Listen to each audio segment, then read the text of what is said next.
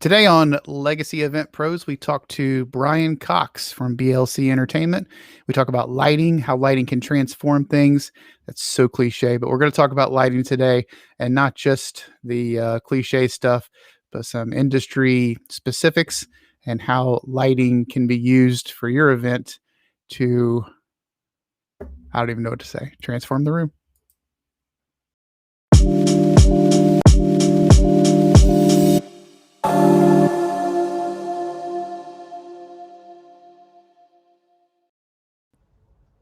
Hey, Brian. Hey, Sean, how's it going? Going pretty good. So I got stuck in the cliche intro of like, lighting will transform the room. Lighting will transform the room. How sick are you of hearing that? Well, it's true. It does transform the room. It can take a very dull or out of date ballroom or banquet center and really transform it into a dream wedding. I know it's just so hard to get away from that word transform. It's so cliche. I hate to repeat myself over and over again, but you like want to say because I think it doesn't say how much of a change it is. It doesn't even put it in context. It's just like transform. It's like not the same. Well, that's why we started doing these social media transformation Tuesdays, lighting transformation Tuesdays, so you can see a before and after of what a room would look like and how much lighting does change a room. And we're going to be going over some of that lighting today, right? Or some of those pictures today, as far as like, kind of walking through, because you see, I think sometimes you see a picture and you're like, wow, that's beautiful. But man, I don't think people know what goes into making that beautiful, when it comes to all of the lights that have to be in there. And how do you pick that? So those are the things that we're going to be talking about today. But first, I want to introduce Brian, my friend, and talk a little bit about BLC, about your journey, about how you got in this industry, about who you are, and then we'll get into the actual meat and potatoes. Absolutely. Sean, I've known you for a number of years now. I'm originally, and I went to Wright State University for design technology with an emphasis in lighting production. And throughout my college career at Wright State, I switched more from the theater design side to more of the corporate events. I got started my freshman year doing the Wright State University Arts Gala, and that's been, unfortunately, it hasn't happened in the past 2 years because of COVID, but that's been what really built my own company. I started the company in 2009, right around the time I was graduating, and it really took off, focusing more on the corporate events, the wedding lighting, and really involved into the company that is now. And what I like about how I do with lighting and special events, it's different. A lot of the lighting might look the same because, at the Dayton Art Institute, someone sees the picture of Easter lights, that's what they want, but it's completely different. It's customizable to each event, each wedding, and it's like you go into a new venue or the same venue a different week, and you get to create some magic and transform the room into what that client's vision is.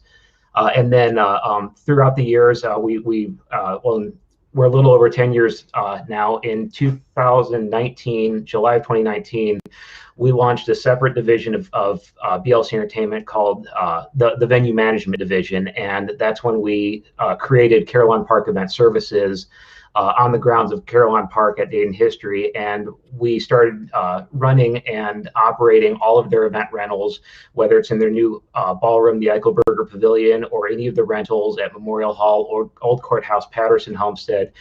We have taken over the entire operation of that, as well as still doing the production work there. So we've transformed into more than just lighting and audio and things like that. Lighting is what our backbone is of the company, but we've evolved into a full service production company that now handles venue management as well. So I have an idea. We should do a drinking game every time the word transform comes up. I'm down with that. So that's quite a journey. And how long have you been doing all of this? I have been doing lighting production since 2005. Even before that, when I was in high school up in Cleveland, I worked with companies like Vincent Lighting, Huey's Audiovisual, AA Sound out of Akron, and I've worked freelance and summer seasonal work at a few of those companies and some here in town as well. So I officially started my own company in 2009, but I've been doing this well before that. Because we were at the Dayton Arcade. We were doing a lighting thing at the day. You were doing a lighting thing. We were doing the DJ stuff, but we were talking, and I had this like little epiphany of like, we're the OGs now. We're the, I still remember when we were so fresh and we were, you know, at our first couple of events and we were talking about lighting and stuff like that. And it was like, ooh, somebody who likes lighting like me, it's a nerd. So, yeah, the bridal show trying to make the biggest and best bridal show booth. And then later we realized that was just a waste of time. Yes. Yeah. I mean, like it impressed us, but I don't think it really did what it was supposed to do to the client. So, but it wasn't until, you know, we kind of looked around and stuff. And I thought I don't want to say last men standing, but it's the industry has changed. And I think it's a testament to the versatility of BLC and you and your company that you're still here and that you're still doing well. And so taking over Carillon Park, you know, was, we have been at Carillon Park for a while now, and so it's nice. It has never run as smooth as it is running now. So I'll just say that and say that compliment to you and your team. So, thank you. So let's talk a little bit about lighting. I mean, so there's all these buzzwords around, you know, uplighting and, you know, all of the things that go along with that. But tell me a little bit about lighting in general, as far as the options that you can have, because I think it's a little overwhelming for people when they have all these options. You know, the things that you do are fantastic, and the things that you do really are those pictures that wow people. But what goes into that? You know, if you take a picture, what's common? Uplighting, pen lighting, monograms, projection mapping. Talk. Yeah, it changes for each client or each bride or anyone who is getting lighting. And you're right, it can be very overwhelming. Someone will look at a Pinterest board or Pinterest and say, wow, this is incredible, but it looks like there's way too much going into it, or way too much working parts. And what we do is we custom design everything.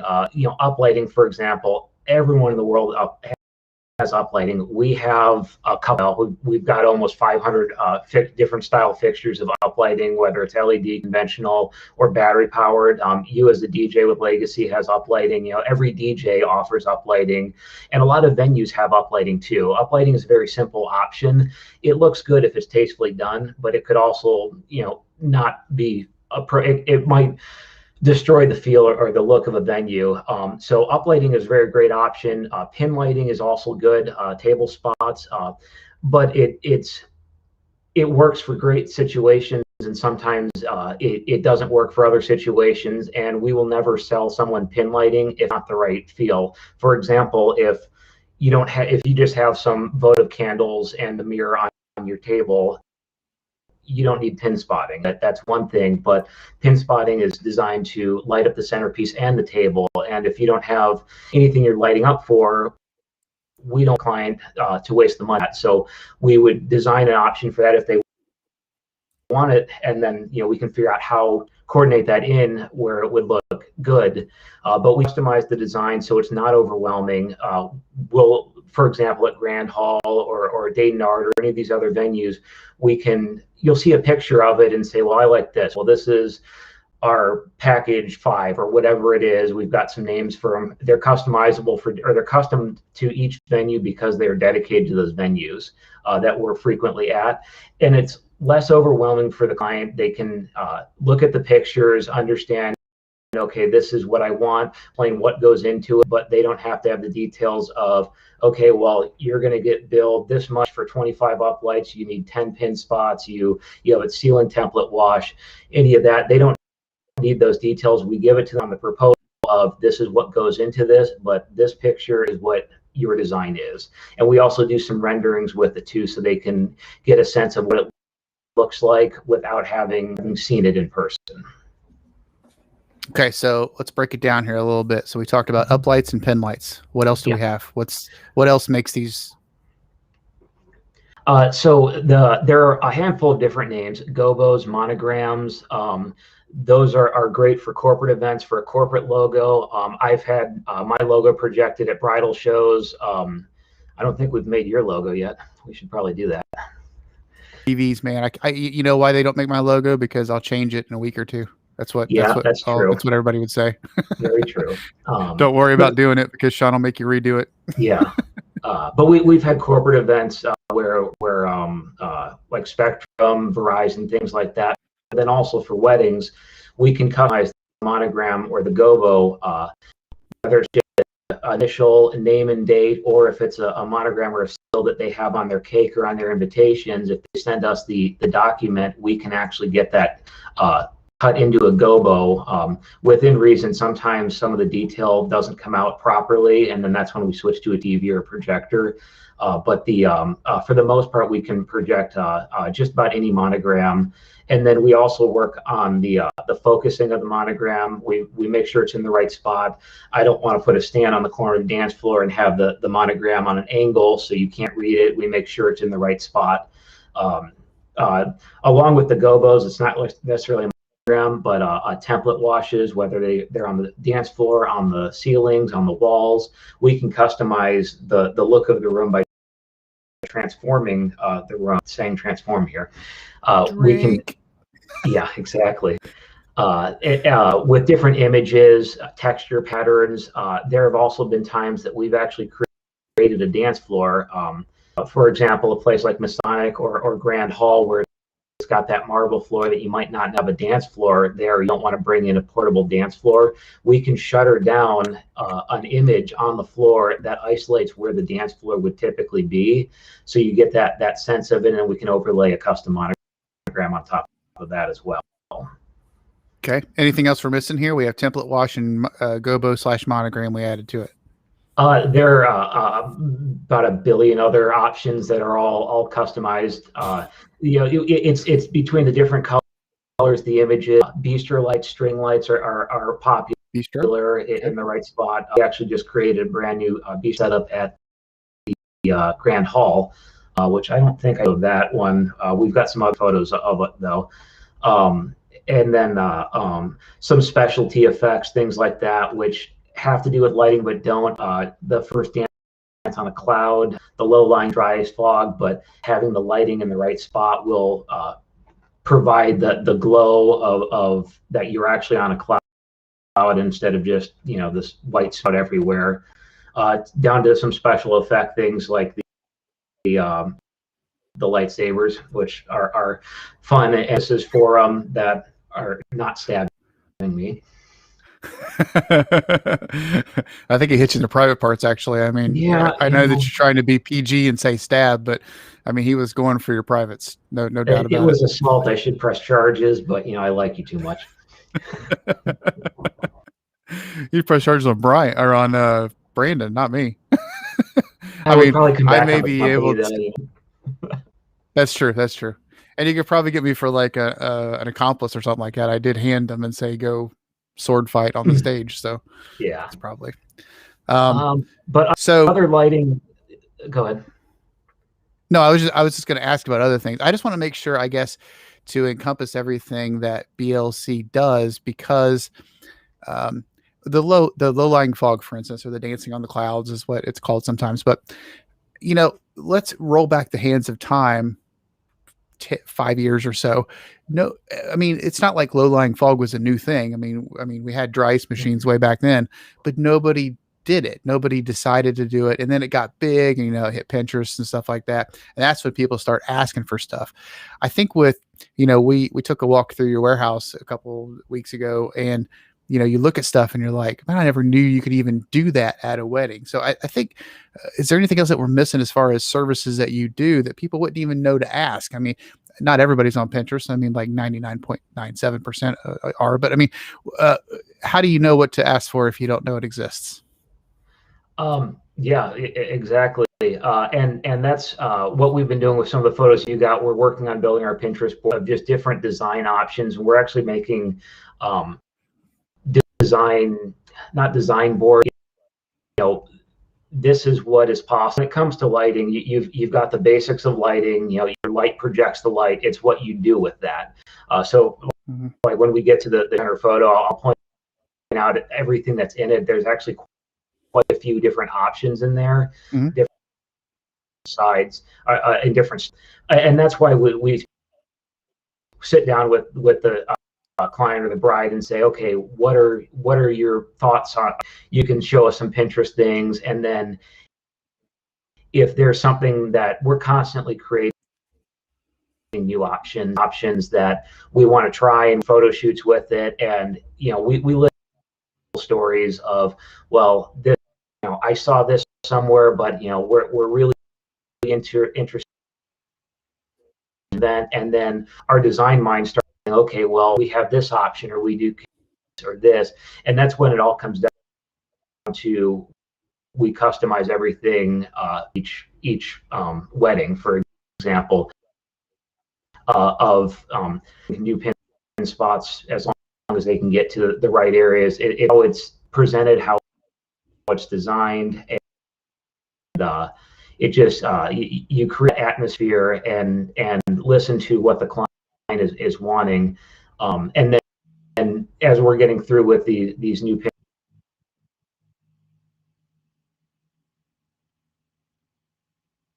Oh, he froze on us. Pause there for a little bit, Brian. I think the storm is coming in. Storm might have And affected. There just he is. things like that.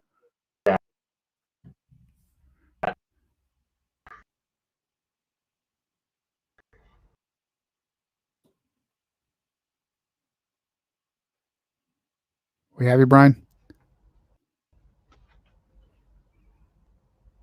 Oh, there you go. You're back again. You kind of paused there for a second.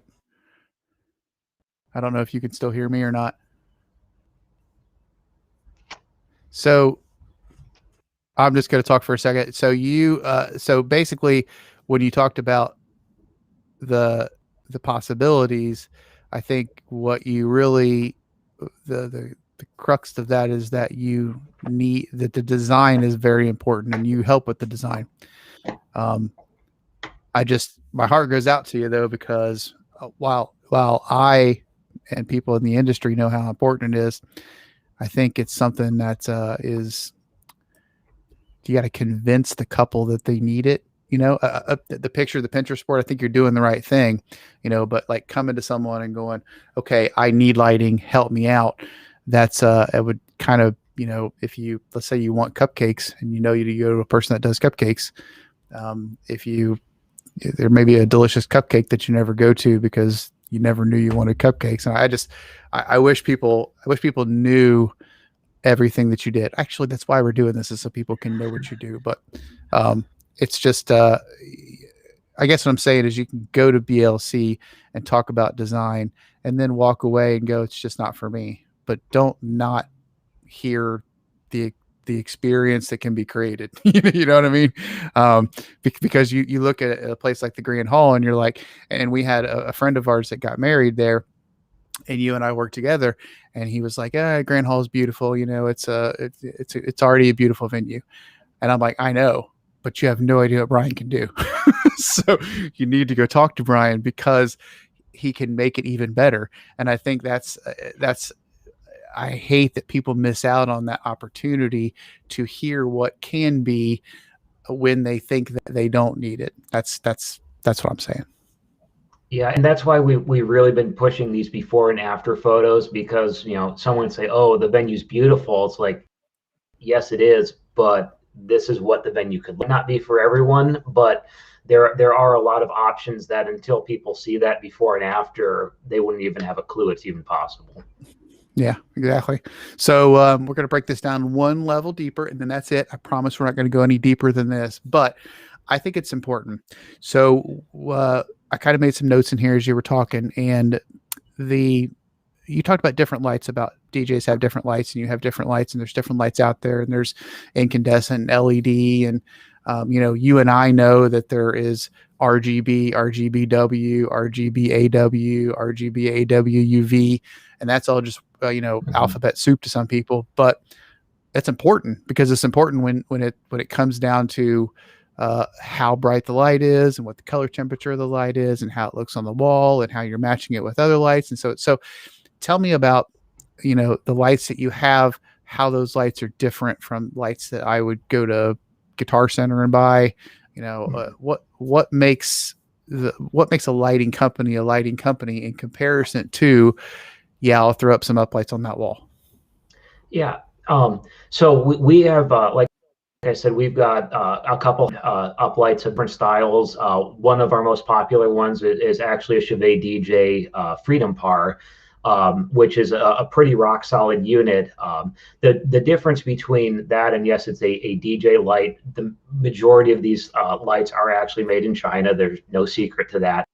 But the difference between what we have and someone just buying something off Amazon or something like that, we actually make sure all of our lights are the same color temperature. So every time we get a new order of uplights, actually before they leave the shop to go to an event, Grand Hall for their uplighting uses 24 lights in the main room.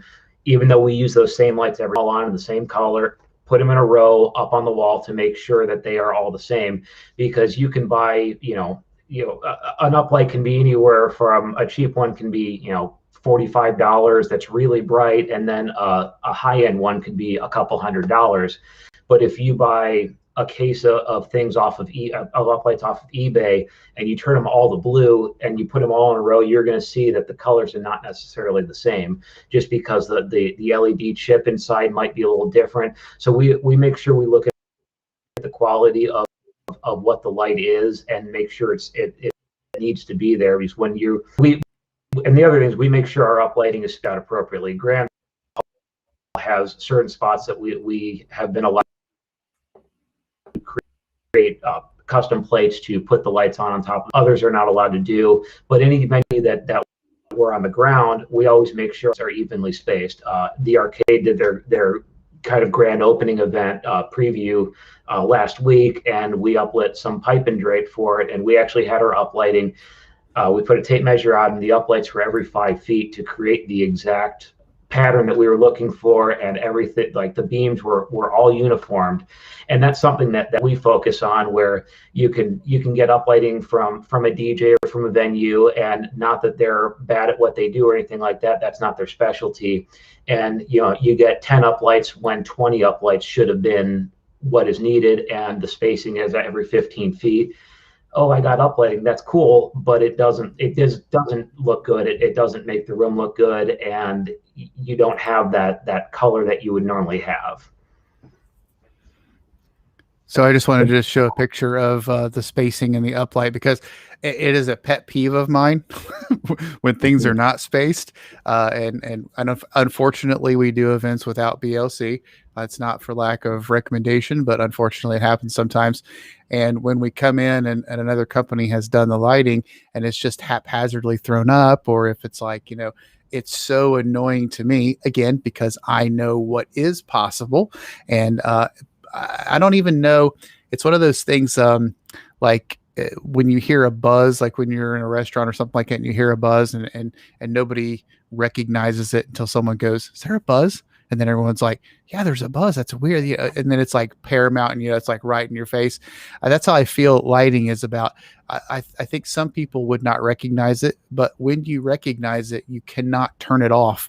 And and I'm the only person that recognizes it. So I mean, I know some people I know guests look at it and go, "That light's off to the left, and that light's off to." I mean, I know several people that have those tendencies to be able to, if it's not symmetric, get annoyed. So I appreciate that more than I can tell you.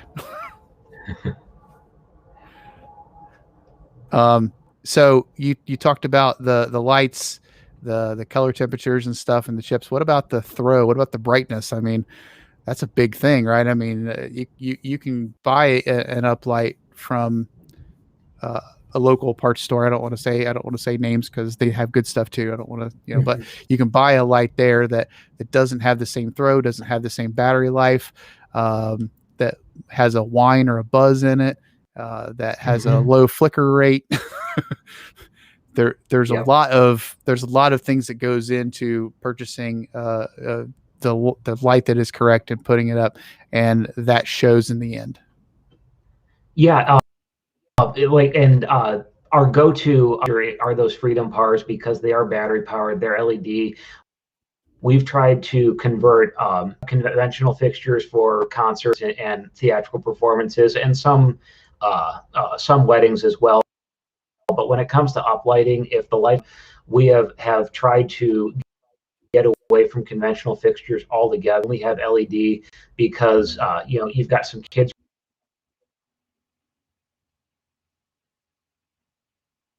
running around the wedding, their hand on that the color temperature look for what we are going for. Most of the LEDs have 60 some presets, and I want a purple. Okay, click purple, but that's not the right purple. So there are some times that we have to figure out the right way to get the look we're going for. And for example, this is just a little piece of in a theater fixture. There have been times that we will dial in an LED fixture, but it's not the right look. We're looking to put a piece of gel over the LED fixture, even though it has full color capabilities, it doesn't have that right look. And that's one of the things we really strive for is what is the right look, what is the right design. Anyone can just flip through colors, like, okay, well, the red, green, blue, amber.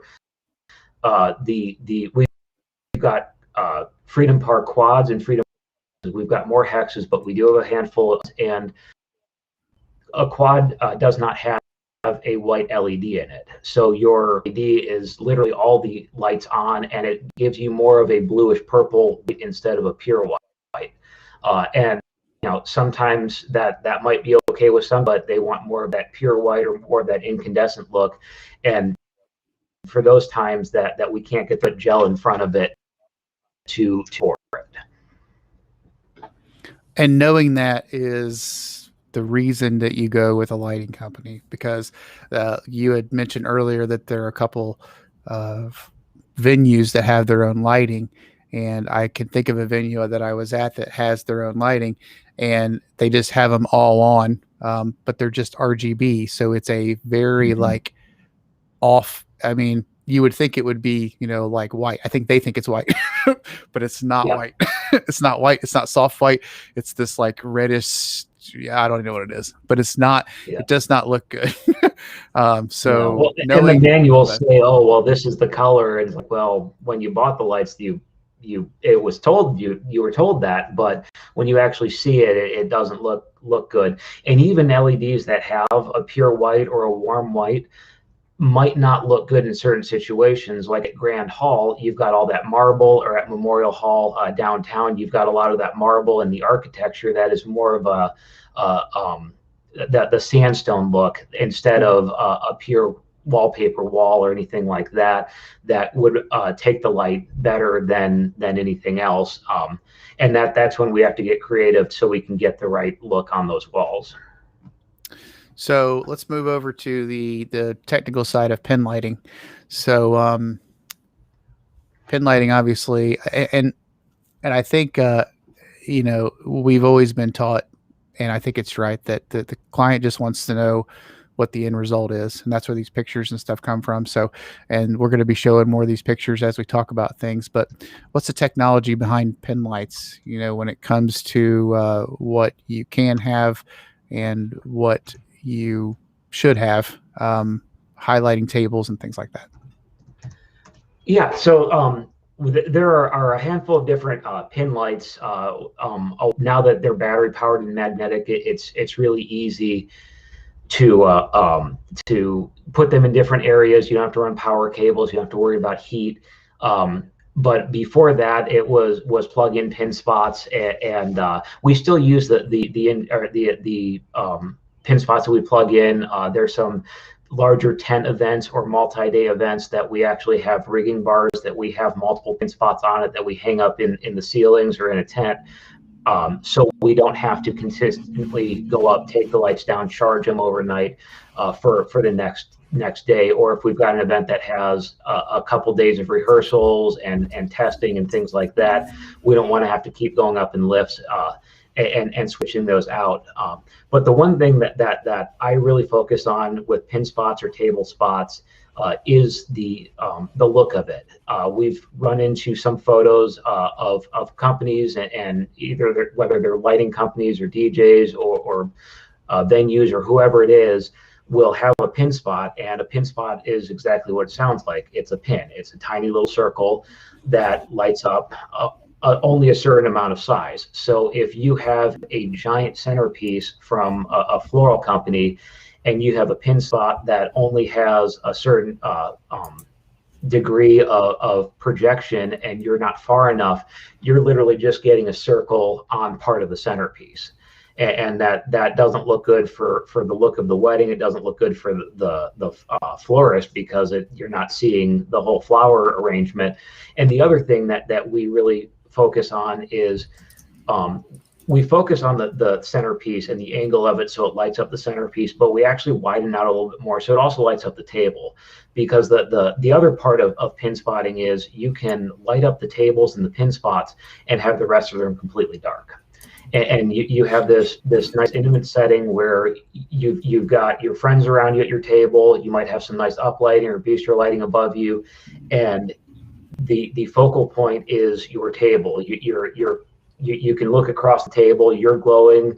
The friend across from you is glowing. You can see your food. You can see the beautiful centerpiece, and then you can look across the room and see all these other tables just glowing. And that's what we focus on, where it's not just the centerpiece. We make sure that the table glows as well. There are also situations that we don't use our fuel battery powered lights, which have been a great success for us over the years. There are times that if we're in a larger venue, we might have to use, a Source 4 or another LECO style light to really get the bright light for like at Nutter Center or McClin Gym. If we're up on the concourse level, having to shine down on an auction table or something like that, the fuel lights are great, but they're not going to shoot 90 feet.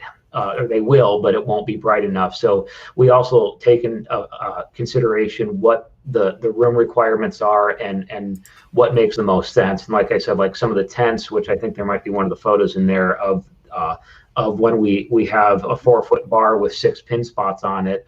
It's high enough up that from that one angle, I can hit these 6 tables. It's at the right angle. I just plug them in. I don't have to worry about going up and charging them each time.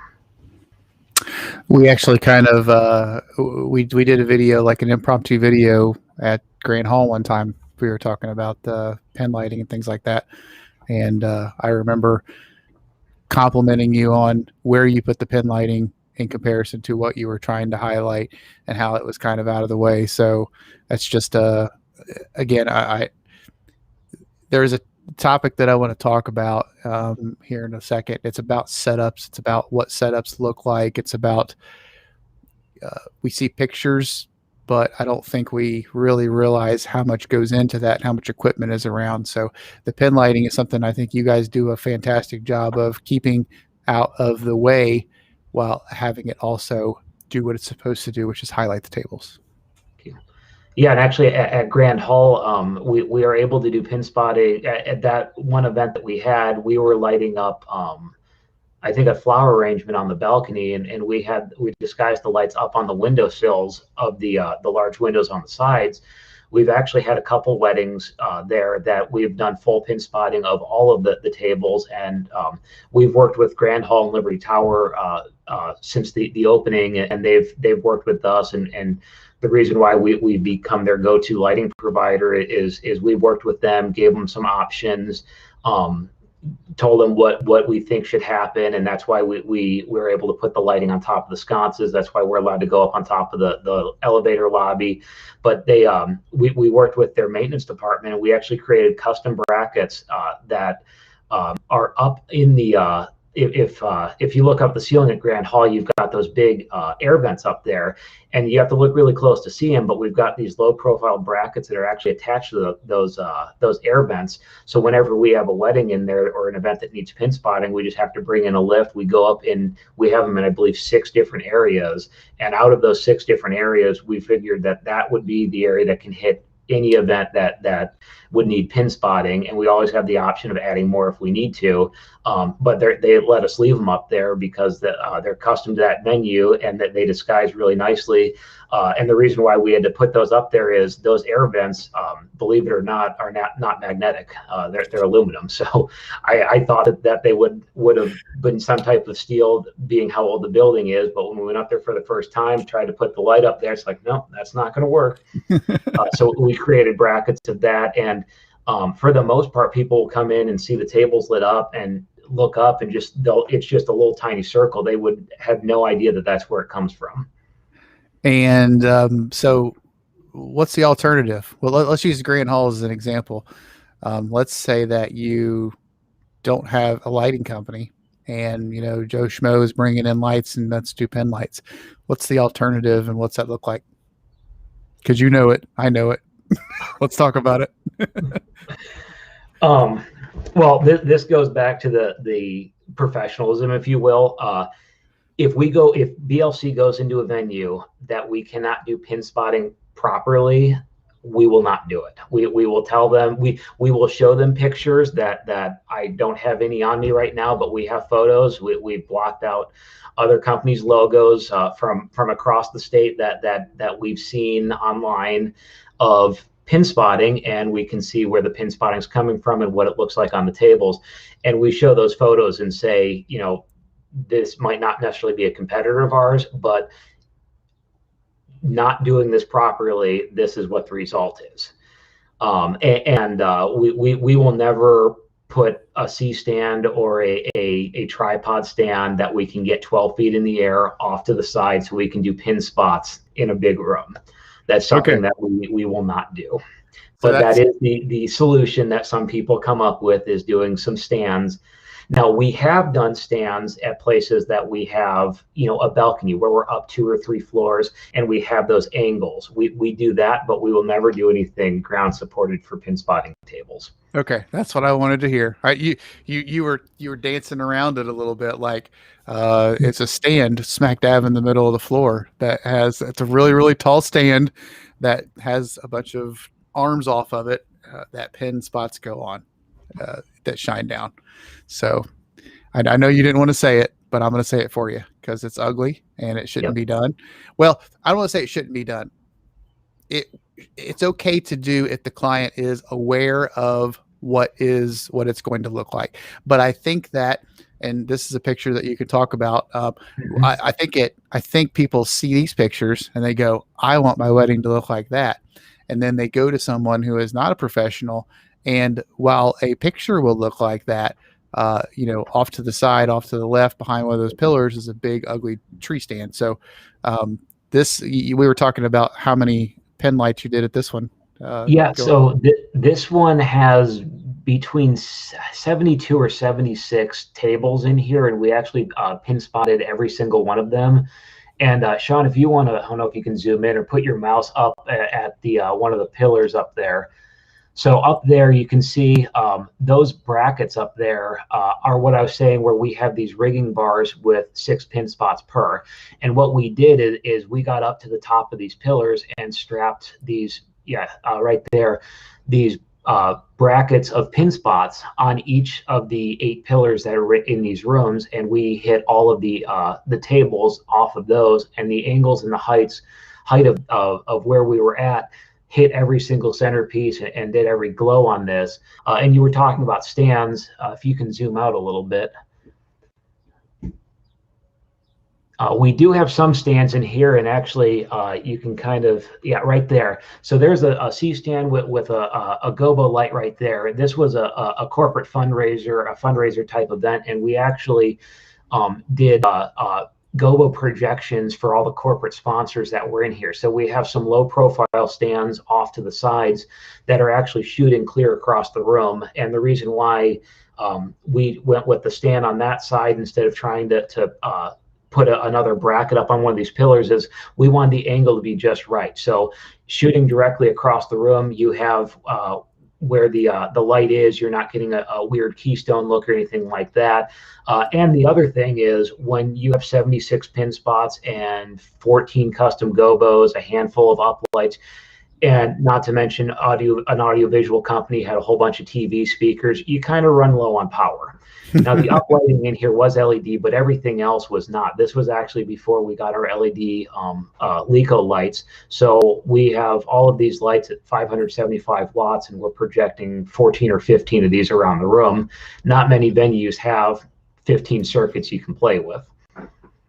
And again, you just kind of glazed over that, but you know, when you talk about the 575 watts, which I don't know if a client really cares or not, but the heat that comes off of those things, I mean, I'm sure the LEDs are still a little hot, but nothing compared to those. I mean, they were a fire hazard if I've ever seen one, especially when you have them on the floor on C-stands. But you still did a fantastic job with making sure that they weren't smack dab in the middle, because the monograms and things like that can also be right in the middle. I mean, I remember a picture from Country Club of the North back in the day that was used a lot. Of people like, oh, I really want this. I want this to be what my venue looks like. But if you really zoomed in and looked, there were 4 or 5 different C-stands or tripod stands. I'm not sure remember which one they were, like right around the dance floor. And I've seen people with, you know, had a monogram on the dance floor at Manor House. Actually, I can remember where we came into DJ and there was a monogram on the dance floor, but there was a C-stand literally right on the corner of the dance floor. And so if you took a picture of it, it was like, oh, this is beautiful. But if you actually zoomed out or you were there, it wasn't. No. It wasn't worth it. No, not at all. And I've seen a few of those photos, and I've actually been to a venue that it was there, and they're like, and that's one of those. If it's not possible, I'm not going to sell you something that will make you upset halfway through the event, or when you get to your wedding and see, wow, there's a stand here. Why is this here? It's like, oh, well, you wanted a monogram. This is the only way we can do this. Like, that's why we look, like, if the pin spotting is not possible because of what your venue is, or if a monogram on the dance floor is not possible, let's look at some other options. Actually, TJ, one of your guys at Grand Hall, we looked at doing the monogram on the dance floor at Grand Hall, but it had that weird look. The floor was shiny, so we ended up finding a way to project it right behind the head table up on their platform, and it looked great. Everyone could see it. The other interesting, or other part about projecting a monogram on a dance floor, it looks great when you walk in and no one's on the dance floor. It might be great for photos when you're doing your first dance, but once the dance floor gets filled up, that monogram disappears. And if you've got a good party and you're dancing the entire time, you know, you lose that effect. But if it's behind the head table or on the pipe and drape or somewhere in the room that has a good look, your guests get to enjoy that the entire night. So I brought this picture up because it's an example of monograms also, but I want to talk about also the size of the monograms being appropriate for where you're shooting them onto. And I think that is something that is also understated a lot. And I just, you know, we go to events. You said that you had a picture of, you know, some of it not done correctly.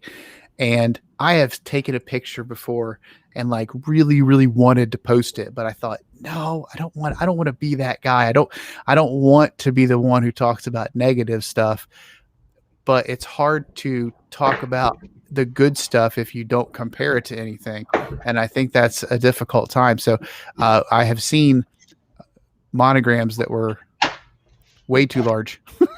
Yeah. for the floor or for the wall that they were shooting them on, or way too small. So when you talk about, you know, the proper placement, lenses, location, that's all in design, right? Yeah. So what we do, and I've got a monogram here, and it's kind of hard to see, but this is actually a Carillon Park one.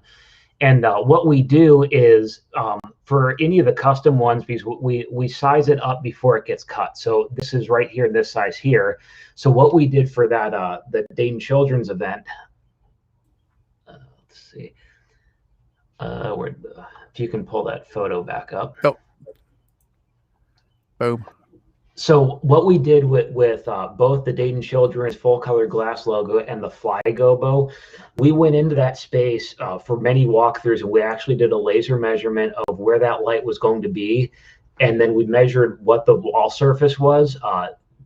For both of those, I believe they were both 19-degree lenses, which we've got 10, 19, 26, 36, 50, and 90-degree lenses for different applications. But what we did is we knew that whether a 10 or a 19-degree would be the best fit for that. And actually, we sized it a little. We were pretty close on the size. The top of the F in Fly is spilling out a little bit on the glass a little bit. And what we did was we measured out the surface and did we have a calculator generator that tells us what your image size is, how far it needs to be, what lens would be the perfect size. And then we actually made this image on a gobo a little bit smaller or a little bit bigger based on that. And we don't necessarily do that for every event, but like if we've got a wall that we know it's going to fit on, it's going to be within 6 feet to 6.8 feet of a size, we know we'll be fine. But places that we only have a certain area to project in, we actually get really creative with the design of the gobo and scale it down to project in the right spot. But these things ahead of time, and just to give people a little bit of clarification on what we have, what a DJ has compared to what a lighting company has. We have I think 3 different degrees, and when it comes to how we measure it, we definitely don't do any laser measuring. I mean, it's one of those things where we go, yeah, that's about right. So I mean, the outcome that we have, and this is something where if it's a big open wall like this, we may go, yeah, we can do it as a DJ. But if it's something like the previous picture with children's, it's something that we would recommend a lighting company for, but we would recommend BLC for when it comes to making sure that it is right and making sure that those minor adjustments can be done, because you're looking at this the entire time. So if it ain't right, it doesn't look right. Exactly. So with, and I don't think people know that it's kind of the same fixture, but let's transition over into the template washes, because it is most of the time the same fixture that we use for gobos, but it's obviously done different. So tell me about template washes and how they're designed and what they're used for. Yeah, so the template washes, for the most part, are the same. At least with us, are the same fixture that we use. We have an inventory of Source 4s, and we actually have an inventory of Chauvet Ovation, the 260 WWs. That's the LED version of them, and it's all about the different barrel size. For this one here, we actually did Source 4s, and we actually projected this, I believe, with 36 or 50 degrees, and actually I think we had 2 different ones. The far side of the room where the fixtures had to be, we had to do a smaller barrel to get it pretty close to the same size. But because the way this room was set up, this is actually the Apollo room out at Wright State University in the Student Union. We only did the projection on 2 of the walls because the opposite wall had a curtain that had just the Wright State logo projected on it, and then the other wall was where the stage and the video screens were. So this was for an awards banquet, or I believe it was an awards banquet, and they wanted something. They wanted to take out the fact that they're in a multi-purpose room, and it looks like a conference room. So what we did with this was create that kind of summer fun evening feel. We actually used pin spotting for this, which we made brackets for the pin spots, and I believe we had 8 pin spots per bracket based on the tables in here, and we hung them right to the ceiling, ran power up there, because I believe this was a 2-day style event, or we had a test on 1 day so the school could see what it looks like, make any changes. So we didn't want to go up with battery powered lights and have to change them out. But it's all about the way it's shuttered and the size of the barrel. As you can see, like where the clock is, where the pipe and drape is, we make sure we shutter it off at the right spot. We don't want the lights to just, when you project a gobo or an image, it's literally a circle. And in that circle, you will have this tree pattern or a solar system pattern or stars or whatever it is, but it will spill off into every area. And with the shutters on these lights, you can actually cut down where the light is being projected. And that's what we do with the ceiling washes, whether it's Grand Hall or here. There are some areas that letting the template wash just flood out makes perfect sense. But in areas that you've got a wall here or you've got your ceiling, you want it to look perfect and you want that image to be just in that one area. Trying to find that Grand Hall picture you were talking about, because boom. That's just, I mean, when you walk into the Grand Hall with the ceiling texture, it's just, it's amazing. Yeah, and this was actually for the ribbon cutting or the grand opening of it. This one we actually had the ceiling template on the ceiling, balcony or mezzanine uplighting, and then we actually did a color wash on the walls instead of uplighting for this one, where it's just we can pick a different color and project the color on the wall. But the uplighting and the ceiling template in that yellowish gold has been by far the most popular option there. We've done a few other patterns on the wall. During the COVID shutdowns, we got creative, and that's when we created the bistro lighting. We brought our box of gobos over there and tested to see what images. I should have sent you some of those. We've got them on a file somewhere, but we basically just tested different patterns on the wall. Actually, for the Liberty Tower Christmas party in 2019, I think. Yeah, in 19, we did a color wash of a purplish color on the wall. We actually put lights on the outside of those windows, which is very fun and creative, because we actually have to crawl through a window to get to it, and it's only about this big. And then we also put uplighting in the room as well with their Christmas party, but we only did it where the windows are. So you had a color wash, and then you had an accent color that popped the walls around the windows, the big rectangle windows. And then the opposite side where this photo was taken, we actually projected snowflake patterns on the walls to give it kind of that holiday feel. I looked at this picture, and I think, I don't think people know this or not, but the color temperature of those chandeliers, yep, are like bright white. Mm-hmm. And so if you don't have BLC, and it's not a knock on the Grand Hall at all. It's just that the venues don't think about this. Venues don't think about what it will look like as the night starts to progress, and they don't think. I mean, they have dimmers on them, so that's kind of cool. And they have like 3 different selections on them that you can do, so you can light the ceiling, or shine towards the ground, or like so there are options. But how many venues have we went into and looked up and seen like 2 different lights, 2 different color temperatures on 2 different lights that were in the ceiling? And you think about like, well, it looks fine now because I'm touring in the daytime, and it would look, but you don't realize how impactful that is at night. And so having every light coordinated to be able to create the environment, I mean, it helps dancing. I'm not gonna lie, it helps dancing because Yep. nobody wants the alien autopsy lights on when they're ready to dance. So there's a couple more pictures in here that show like ceiling washes and stuff like that. I'm trying to find them, but how do you choose a pattern for that, or is it just something that you texture as far as like you tell the client like here is an obvious something that is an obvious texture, but the previous picture that we saw, I don't even know if you could tell what texture that is. Is it the woodland? Is it because I've looked at gobos myself, and they have very creative names for things. It's kind of like crayons. Yeah. No, that's not purple. That's sunrise on the. So how do people decide? So what we're actually with the Pinterest boards, we're in the process of updating and adding to our website, and we are actually creating categories of what we're doing is like the creative ways that Apollo and Roscoe will say, oh, this is a tree, but it's this is the title.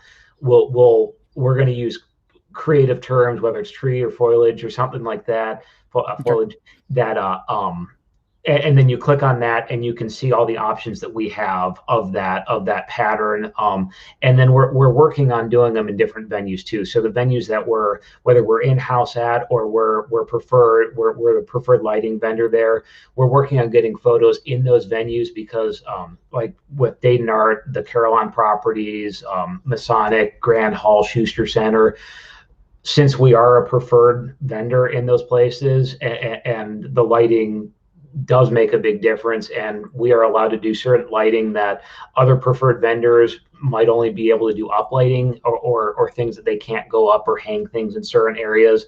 We make sure that we are available. We could have 100 other events going on, but if someone wants to get married at Grand Hall, everything we offer is always available for them, because that is one of the venues that we are in-house at, if you will.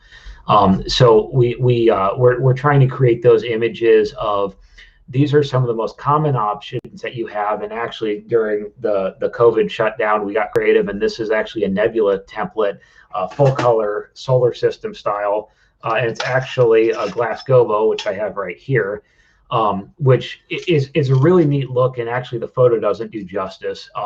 Once you're in there and you look up, it's a neat look mixed with the blue uplighting. You just get a blue wall wash would look great on this as well, just because it ties it all together. And we haven't played around with it yet, but it looks great on the ceiling. It actually looks really good on the walls too. We have not done both the ceiling and the walls together in this. So this one's kind of an out of the box option of that. It's dining under the stars, but it's like really dining in space, because it's not really stars, like you're under the solar system right now. It's awesome. It's awesome. I don't want to show it to my son because he'll be like, "Can I have that for my room?" And well, we have from. Call Brian. That's where I get them from. Here's one that's, I think you did a little bit of everything. Yeah. So this was this was creative, and actually, I think we were just having fun with different images, and it turned out to be a great image. This is actually the admin office at the Kroc Center, which used to be the mansion on the property. And this was for we were getting ready for their grand illumination for their Christmas tree. We used to handle their holiday events out there, and one of them was a light show on the building. And we had moving lights, we had different static patterns. This was just one of the ones that we just happened to be at when we took the picture, but it was one of those interact with the windows were glowing. It was probably to a Trans-Siberian song or something, but it's creative that you can take an architecture place like this, or what we've done before they got a permit to install it at Dayton Art for Oktoberfest Art Ball. It's just, you don't think about projecting things on a bill. You don't think about seeing it every day, but it can add a lot. Like, there's a courtyard outside this building, and even without a pattern, if we blast this building in color, it makes it pop. It brings it to life in a different way. Speaking of Trans-Siberian Orchestra, I just want to let everybody know the hell that we go through as lighting people when we go to these things, because I don't know about you, but I can't focus a lot on the entertainment because I'm too busy going, how'd they do that? Where's that light at? Have you seen the mover that they have at the Trans-Siberian Orchestra? It's like the size of a car. They have like 3 or 4 of them in the back that A few more than I work with the stagehand, so I've actually worked the show. I think I worked Spotlight a few times with them, and I've actually loaded in the shows multiple times. And the amount of lighting that goes into that show, and Brian Hartley, who I've met several times, is the designer for Trans-Siberian. He designed for Kiss. He very talented, and even the older designs that he had before LED became just flashy, and all these video walls came out, taking 100 moving lights and having them all sweep through the audience and end on one person at the end is just it's incredible. And there's a lot of programming and design that you and I looked like, oh, that's neat, how'd that happen? Everyone else is just screaming because it's a good performance.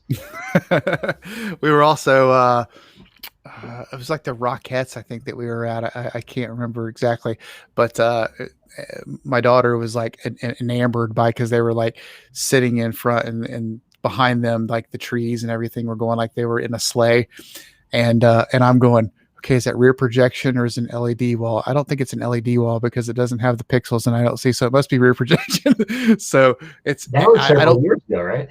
Yeah, it was. Yeah, Yeah, yeah, so yeah. that was an LED wall, and it was a 90-foot LED wall.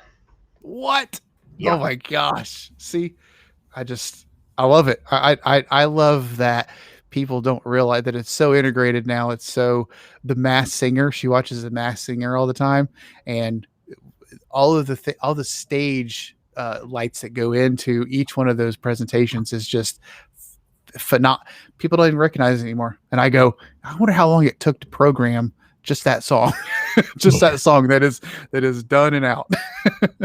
Yeah. So this is one more example of texturing with the gobo and some uplights. And so this is, I wanted to show this picture because sometimes we see the lighting and it's overwhelming a little bit for some people. They're like, oh, I don't want blue. I want more elegant. I want more. And this is an example of the elegance of lighting that accents the room but doesn't overpower it. And I think that's really important. Yeah, so there's actually a lot going on in here. We've got packages at the Dayton Art Institute. In this photo, we have a floor template wash where the dance floor is.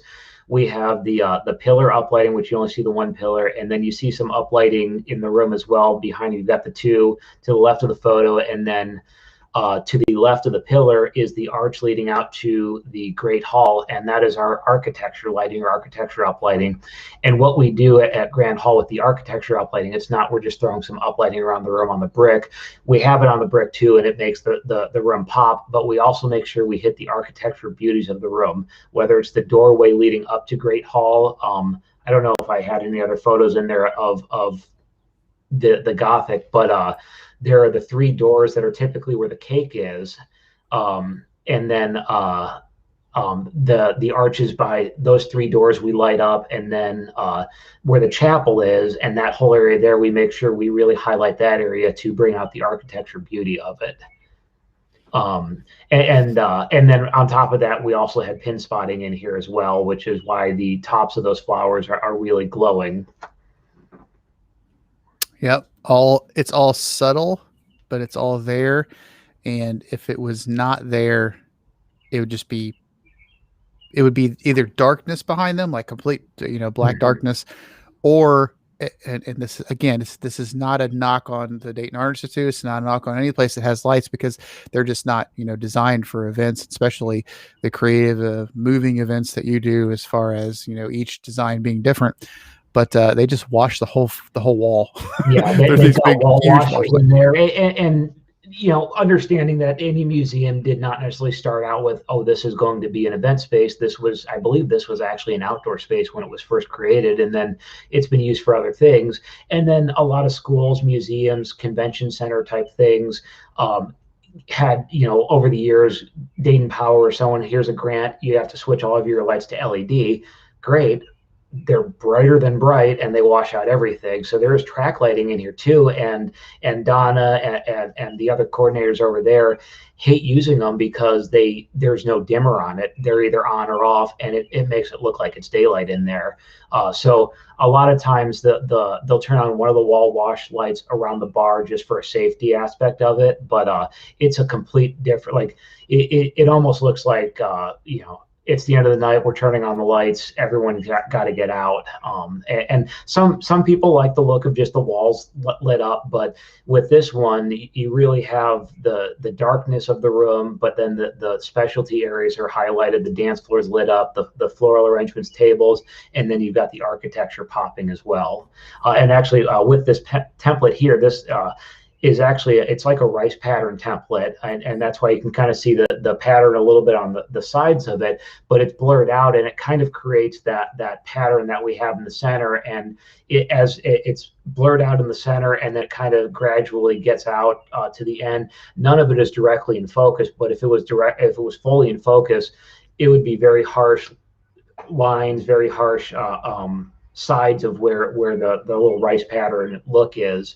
And a lot of times what we can do with this one is we can put gel in it to change the color. And we sometimes will put a split gel in it where it's like, there is a gel in here. It's a kind of a warm white amber look to it to give that look. And the cork floor in here is a really nice floor that brings out that color as well.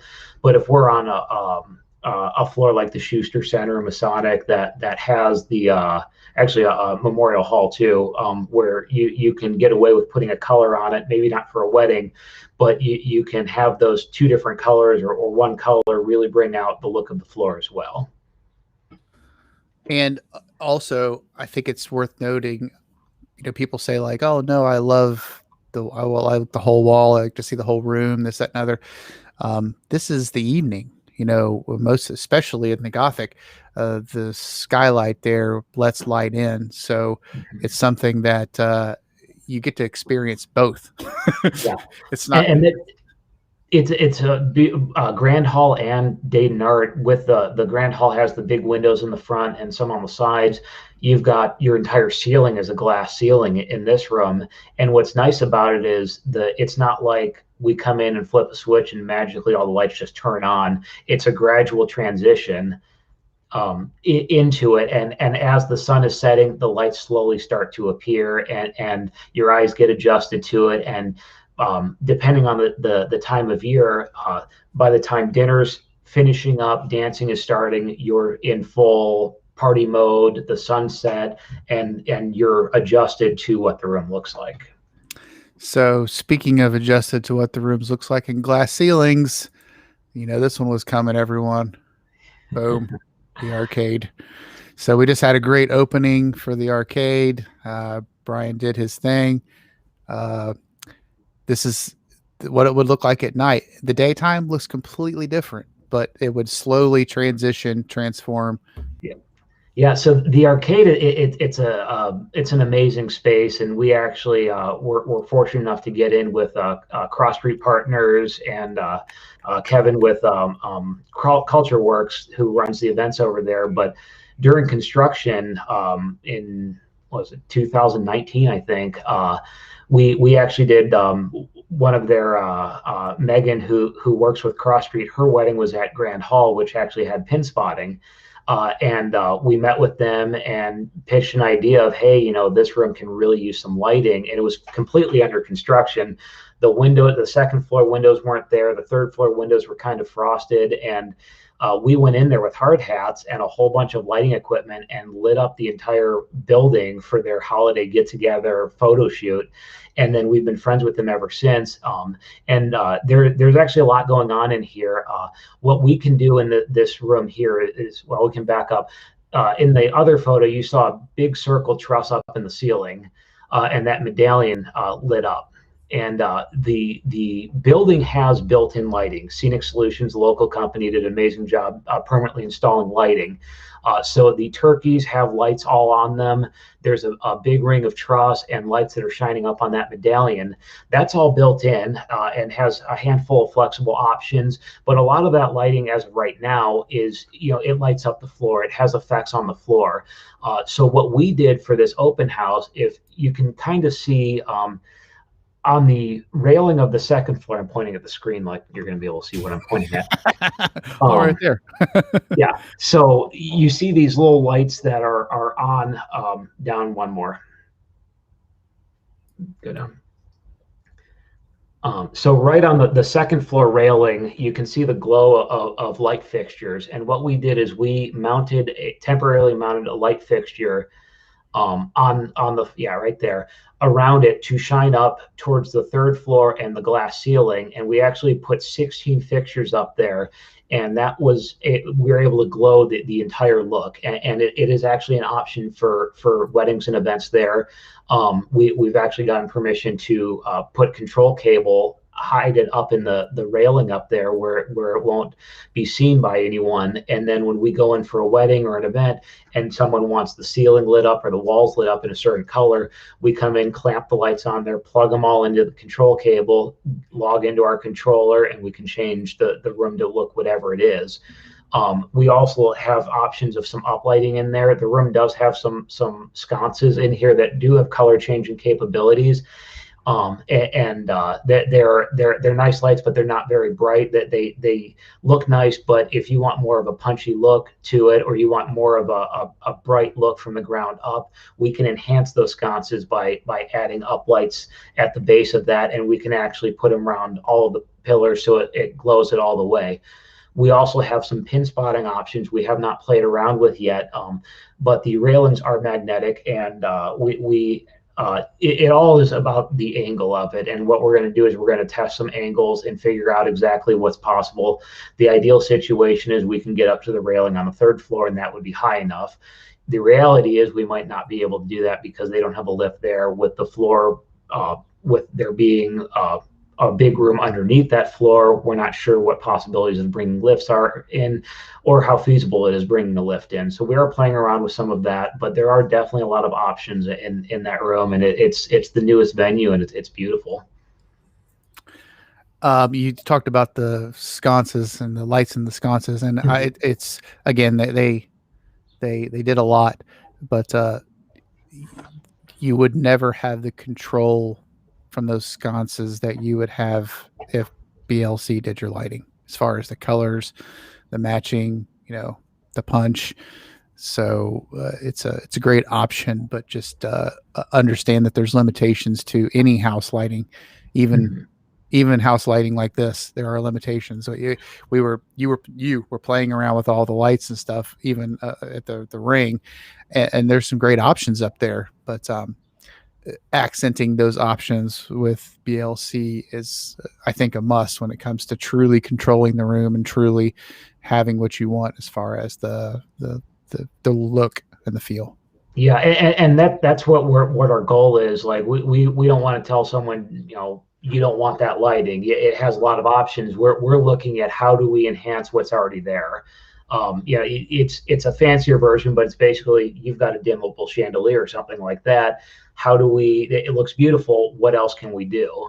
The one beautiful spot, that medallion in the center, really comes to life when it gets lit up, and there are lights that are on it. And like you're saying with the sconces of different options and things like that. Yeah. The sconces are only on the inside. So if you want uplighting on all four sides of those pillars, because your head table is going to be under the one side on that wall, your bars, your food stations, you might want pillars lit up on all four sides. I never thought about that. You know what? That you should be a lighting person. Just saying.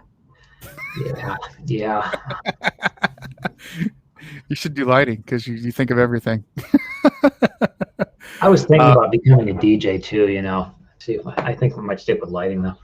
Oh no, you should totally be a DJ. We get to listen to all the cool stuff. Everybody loves us. Yeah, you just hit play on an iPad, right? Yeah, most of the time. Only if it has auto mix on it. So we didn't talk about bistro lights, and I think we at least need to talk about it real quickly, because the bistro lights are a hot item in any venue.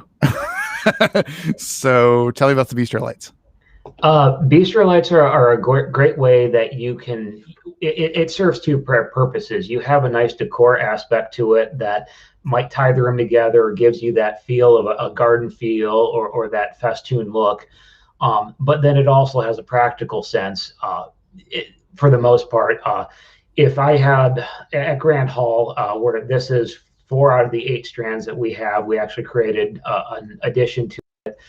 You don't have to have all 8 of them at Grand Hall. You can have the ones over this dining area, or the ones over the bank to the lobby area, which is a little bit shorter because of where the room is. But all of those bistro lights in there with all the other lights on, actually provide a nice glow in the room where you wouldn't even need the chandeliers on. Same with the Dayton Art Institute. We have a Bistro Light package over there that really lights up the room. Is it as bright as you'd like? Maybe not, but as a safety aspect, if you had no other lights in there, it would definitely light up the room. Oh, the Schuster Center. This was actually a custom creation too for well, it was the DPAA gala had us put this together, and then someone on the board of the gala, her daughter's wedding was at Schuster Center the following year, and that was utilized for that too. This is a neat look because it's so different. You've got this 4-story, I think it's 4 stories, glass wall lobby atrium of the Schuster Center, and you've got palm trees in it, and you know, you can do uplighting, you can do template washes on the floor and on the glass, but having bistro lights in a space like this at the appropriate height, and that's the other thing, we got these high enough up where it wasn't so low you're like, wow, this is cool, but it's kind of lame, but it wasn't too high where you lose the effect that you're not in the space, you're not getting that glow.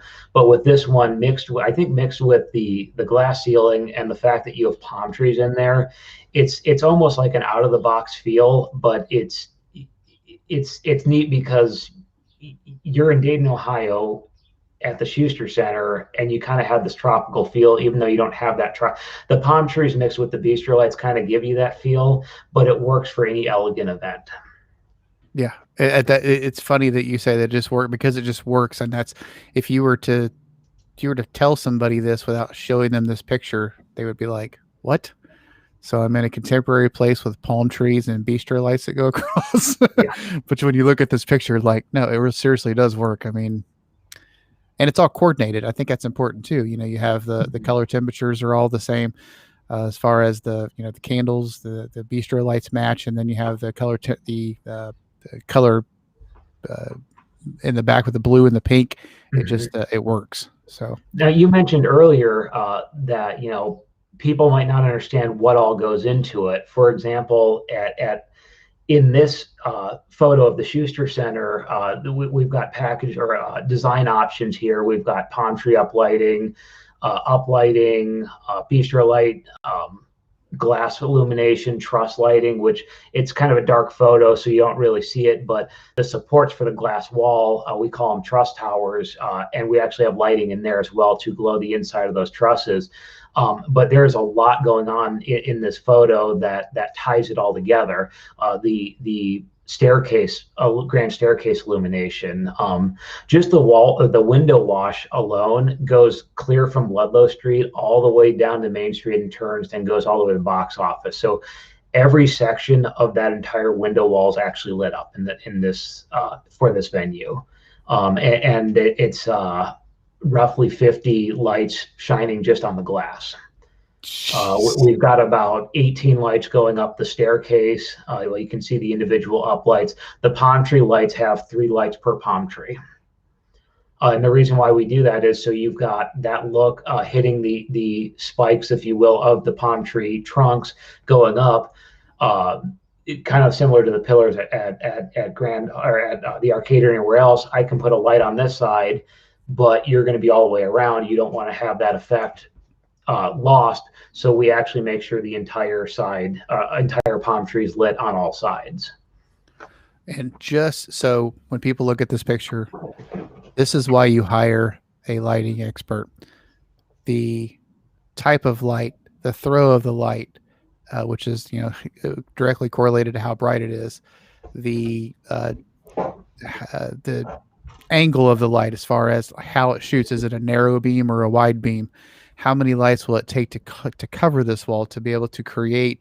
That's all professional lighting stuff. I mean, for as much as I know about lighting, I couldn't tell you that stuff. And I've been in this industry a long time, and I feel like I feel like I can keep up with Brian's conversations, but it's definitely not something that we do. This is why you hire a lighting expert, because, the back wall back there where usually the head table, I think head table is there also, but right there where the head table is, yeah, any DJ can put lights on a back wall. Any DJ can, symmetrically do that. When it comes to the design that goes into this entire, to lighting that entire no way. I mean, no way. It looks like there's some of your DJ lights in that photo too. I think so. I was actually looking over there on the side. Yeah, I didn't want to say anything. Speaking of DJs, because it Doug, was washing out the floor. Doug from Absolute is on, and he says hello.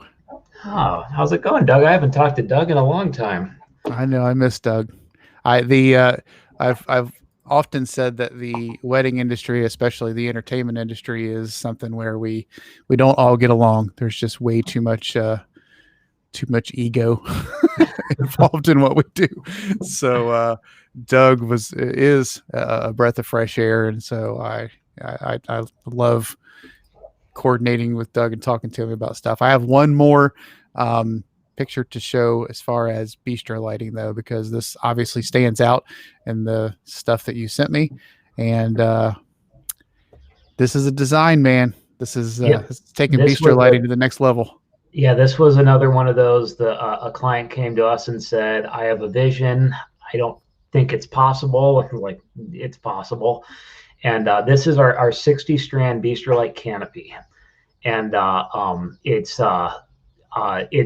really neat. I wish I had a picture from standing directly underneath it, looking up, but it is literally it's about 1,100 bulbs on these strands. Yeah.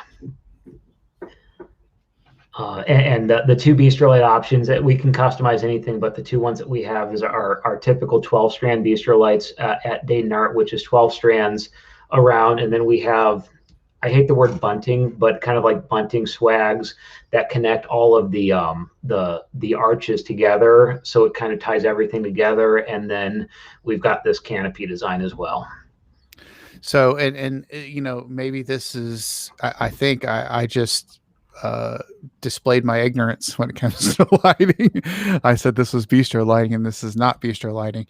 And I think that's an important distinction when it comes to, DJs, what we do and how we coordinate with you and things like that. I would have called this bistro lighting. It is not, obviously. I can look at it now and tell that after you've explained that. But I think that's an important distinction when it comes to the line that you cross. I think we all need to. You can't be. What's the saying? Jack of all trades, master of none. I think when it comes down to it, if you try to do everything, you're not going to be able to master, what you're actually supposed to be mastering. So this is kind of where we draw the line, and I think it's an important distinction when it comes to what no company can do everything. So, yeah. So bringing all this together, I think we saw one picture of the Schuster Center. Oh, this is. Sorry, I'm like going through his pictures. So this is a picture that I think you mentioned before when you talked about architectural lighting. Then you asked about this at the Dayton Art Institute Art Ball. Oh yeah, we've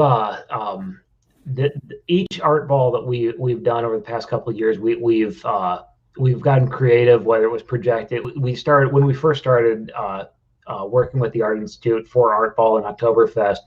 We projected just different options on the walls and really brought the building to life and provide lighting that's underneath the balcony to make that glow and project.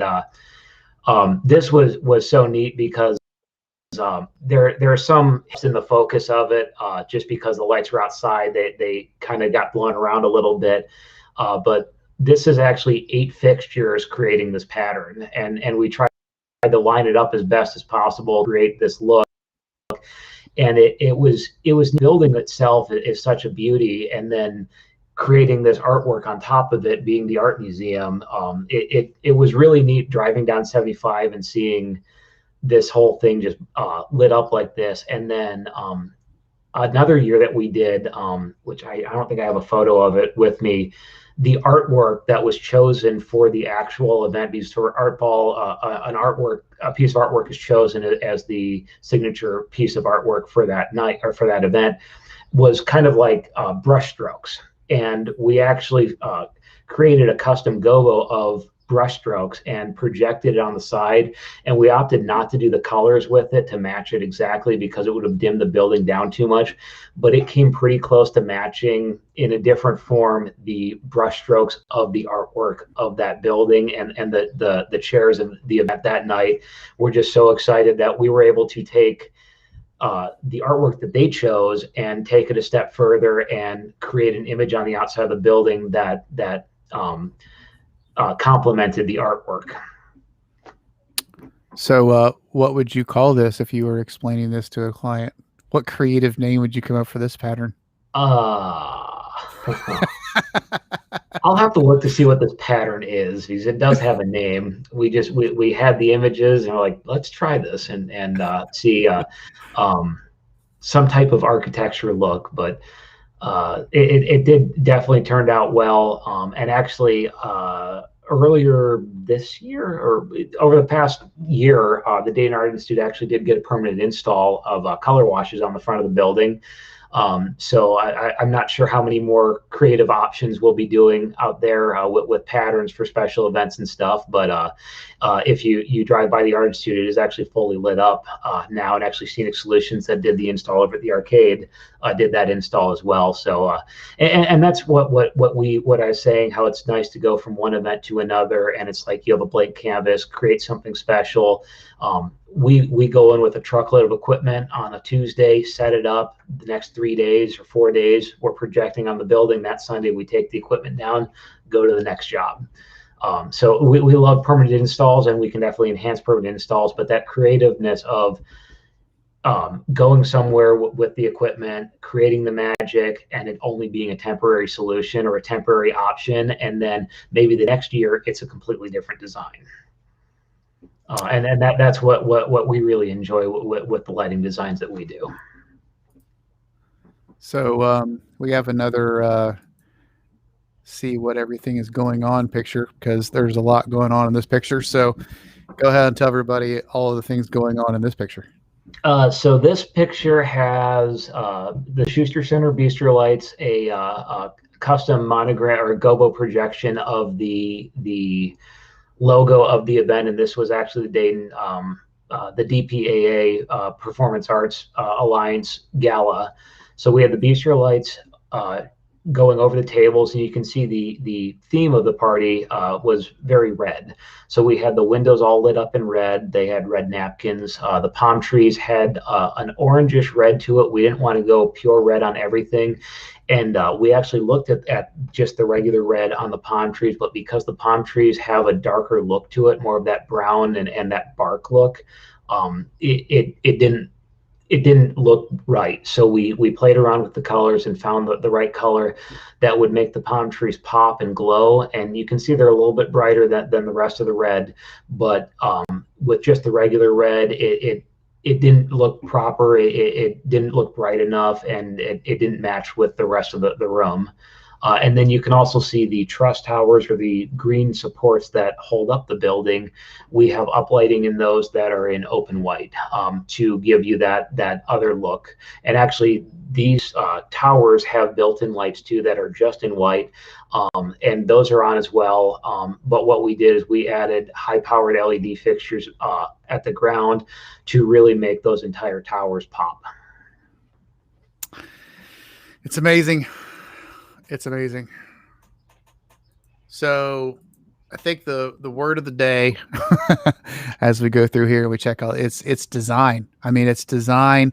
It's knowing what is capable, what the current technology is capable of. I think that's important because, things change. We went from incandescent to LED, and then we went from 10 millimeter LEDs to cob, which is chip on board. So it's like brighter, and the color it changes so quickly that the options change and how you will use lighting to create what you're looking for changes. So I think, a design consultation, a meeting with BLC is really where you need to go. Just don't hold yourself back and not know what is capable to talk to them, because they're so great. So if, let's say, what's the process go? Let's say I am, going to the arcade, for instance, and I'm getting married at the arcade, and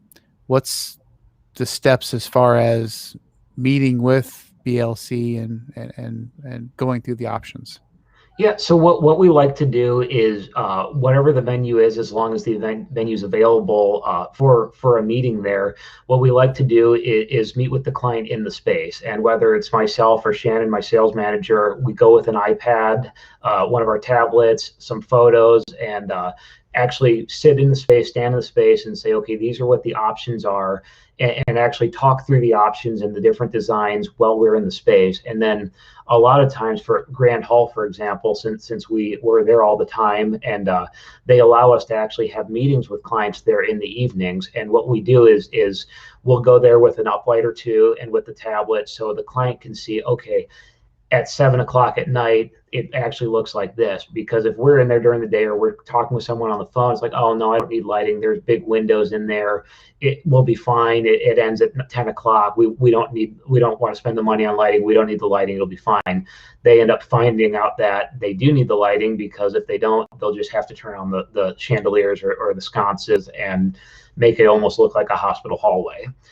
So we try and go in there and meet with them at the time that's convenient for them. Like we understand, we don't have regular office hours, so we like to be flexible.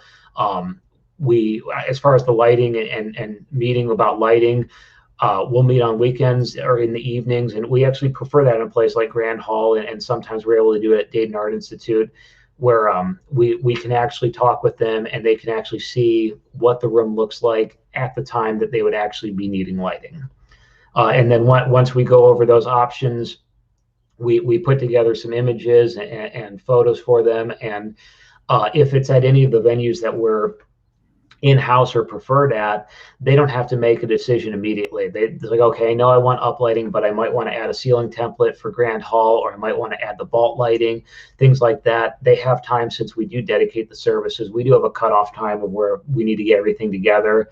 But even venues that we are not at all the time, like some of the hotels or things like that, we're still very flexible. We'll give you information, we'll meet with you as many times as you want, and we'll work out the design. And even once payments made, or it's like, okay, well, I want this lighting and I want it in blue, and then a week before the wedding, I don't think I like the blue option anymore. I've been thinking about it. It's going to clash with the dresses. I'm thinking more purple.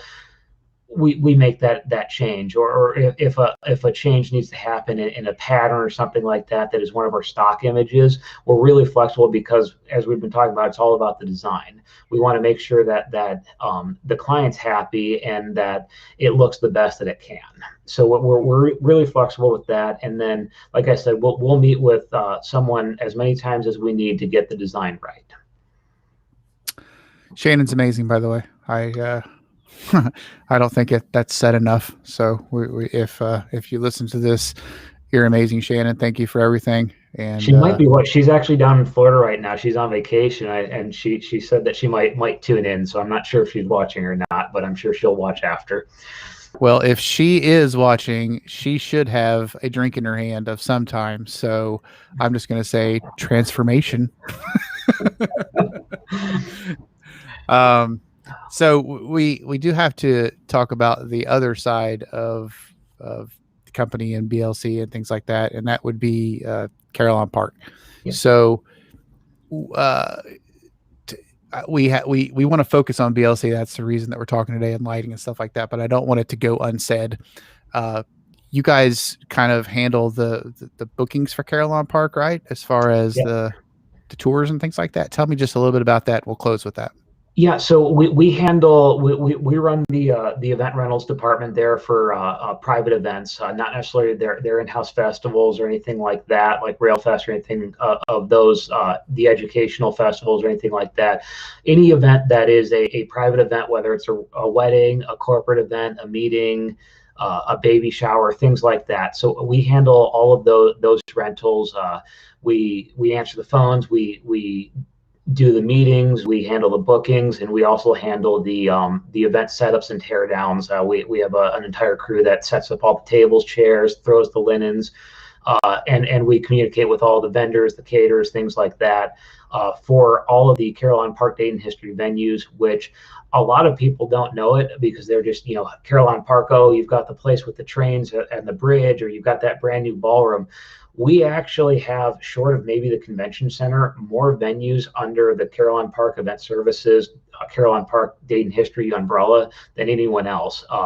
We just on our property at Carillon Park, we have our grand ballroom, the Eichelberger Pavilion, we have the transportation center, and then we have a number of outdoor locations that we can have tents put up on the property. We can have we've got 6 outdoor ceremony locations between the property and some offsites. So there are we could have several events on the main campus on one night, and then we also manage Patterson Homestead, which has it's an old historic, somewhat haunted mansion, and it's got a nice little party room in there, which is great for meetings, small events. But the real gem of that property is the gazebo outside. And actually, I remember I was scrolling through some old photos when we were testing the live stream at the beginning of COVID. It's got a gazebo that we can have beautiful outdoor ceremonies out there. And it's beautiful a great parking real close, a nice sidewalk that goes to it. So that's been really popular for ceremonies. And then we also have the old courthouse, which is downtown, which is at Courthouse Square, which we are in the process of putting together some tours and a photo shoot, because in my opinion, that venue has so much potential. And over the years before we stepped in, events really haven't happened there for a number of reasons, being downtown, lack of parking. But it's such a beautiful venue, and the architecture inside and just the history of that building. There's a lot of options for ceremonies, small corporate events. We've actually been in talks with Kevin over at the arcade of figuring out, like, how can we work together and have a ceremony at the courthouse, or the old or historic courthouse, and then they walk across the street for the ceremony or the reception in the arcade. You go from one historic building to the other. You go from one giant dome to a bigger giant dome, and it's got a lot of potential with that. And then on top of the courthouse, we have Memorial Hall, where we don't do a lot of in that. Actually, I think there might be a photo in the photos of Memorial Hall, because of the age of the building and the restrictions we have with there. We can do ceremonies in the lobby. We actually have dance competitions. We have one next week. We had one last week, and then we are also able to do small corporate cocktail hour events, which I believe there's a photo maybe of a cocktail event that actually had a lot of lighting in it as well. I thought it was in here too. I could have swore I saw it. This is the stage, right? That's the stage. Yeah, that was from the fundraiser fight night.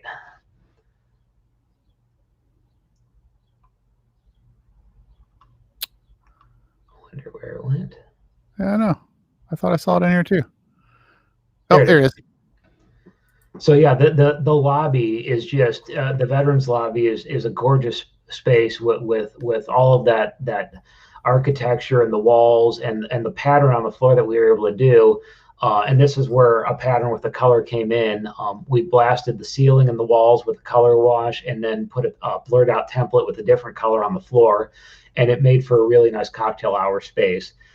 Which on our website, I think we've got some before after photos of the space, but similar to Grand Hall, the walls are pretty close to the same. The ceiling fixtures, or the chandeliers, if you will, are not not the most appealing for a cocktail hour if just the regular lights are on. So that's another one of our spaces. So yeah, we still do the production at Carillon Park, but back in July of 2019, we were asked to put together some options, and we ended up taking over the event rentals department there. Well, and let me tell you the reason why I brought that up. It's because you know the industry from different sides than just the lighting side. And I think that's important. I think that's really important to know, like, how an event is going to go and the flow of an event, and the all the ins and outs that go into an event. Not just I set up lights, I leave, I come back later, I tear them down. Yeah. Because so I think that's important when it comes to your design, because when you design, you're having things in mind, like the table layout and, like, things that most people would not think about, not just cord management and stuff that's specifically related to the lighting, but you're thinking about everything as a whole. And I think that's super important. So that's the reason I bring it up. I think that your knowledge in the industry and what you do in the industry outside of just putting up a light is very, very important to who you are.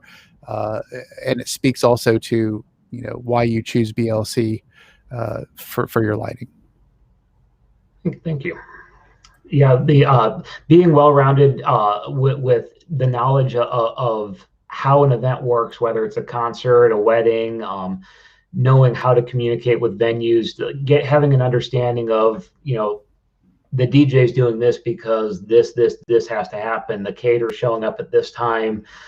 Room layouts during COVID, we learned so much, and we revamped our policies, and even before COVID, we got creative on the venue side of I don't know if you guys DJ'd one of them, but something that we can really get creative with at Carillon is we can do a true room flip in the pavilion. And it's neat because no other venue has the option of, you can have your ceremony, and then in an hour, cocktail hour, you can go have some cheese on a plate and grab a cocktail and go walk through a heritage center and look at the GM exhibits, look at the NCR exhibits, set your drink down, ride a carousel. And then in that time, we completely flip a room. And then when they come back in, it looks completely different.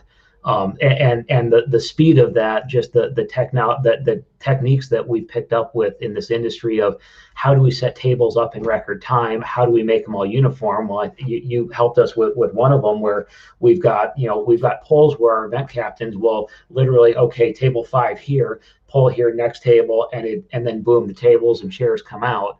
And it's being safe, having the speed of it, and then knowing what everyone else is doing and why they're doing what they're doing definitely goes a long way in this industry.